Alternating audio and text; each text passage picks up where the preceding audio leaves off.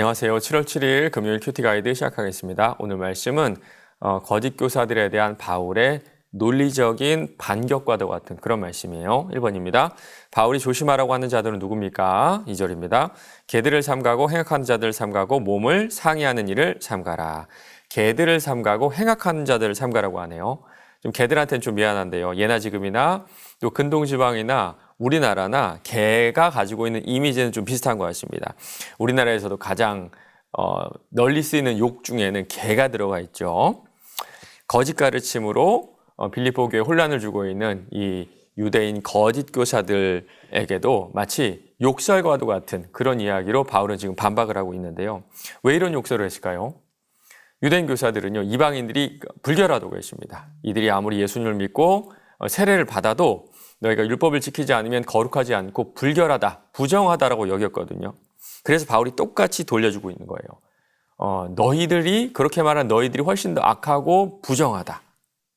그리고 할례를 뭐라 그러나요? 몸을 상해하는 일. 맞습니다. 복음을 이해하지 못한다면 할례는 그저 자기 몸의 살점을 떼어내는 불필요한 행위에 불과하다는 거예요. 2번입니다. 바울이 육신적으로 의지할 만한 것은 무엇이었습니까? 4절에서 6절 보면요. 바울이 자신이 예전에 가졌던 그런 자랑들을 얘기하고 있는데요. 모든 면에서 거짓 교사들보다 우월합니다. 율법에 따라서 난 지 8일 만에 할례를 받았고요. 부모님 모두가 히브리인 중에 히브리인이에요. 게다가 베냐민 지파죠. 베냐민 지파는요, 유다 지파와 함께 남쪽 유다를 이룬 지파였고요. 사울이라는 왕을 배출해낸 왕의 지파기도 했어요. 게다가 바리새인이었습니다. 율법을 열심을 다해 공부했고요. 열과 성을 다해서 유대교를 지켰어요. 게다가 그 당시 석학이었던 가말리엘의 제자였습니다.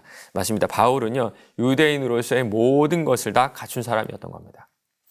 3번입니다. 바울에게 의지할 만한 것이 많았음에도 이 모든 것을 어떻게 여겼습니까?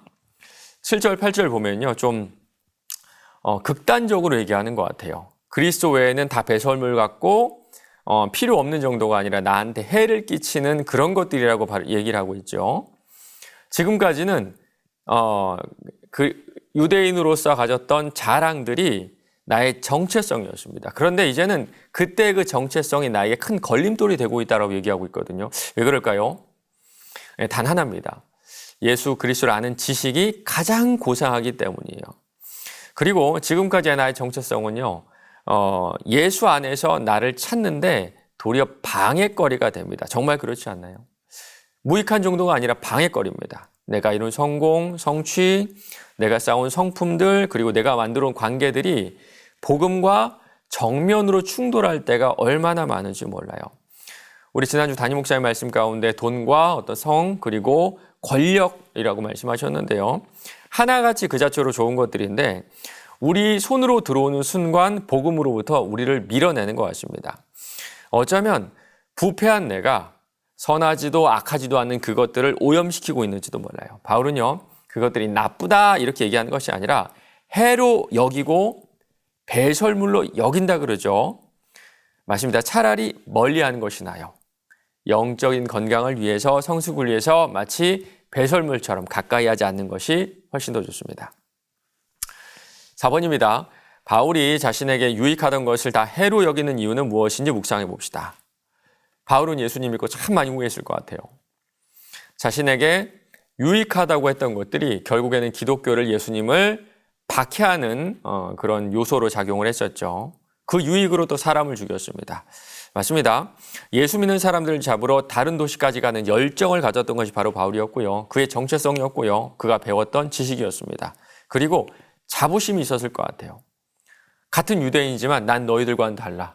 나는 모든 면에 있어서 너희들과는 완전 구별된 사람이야. 의롭고 특별하고 하여튼 거룩한 사람이야 라는 그런 마음이 바울에게 있었던 것 같아요. 그러나 복음 앞에 섰을 때 내가 자랑하는 모든 것들이 헛된 것임을 깨달았던 겁니다. 도리어 예수님 안에서 발견되는데 방해되는 것들이고 내가 내 의로움을 쌓아야 되는 그런 것들이었죠.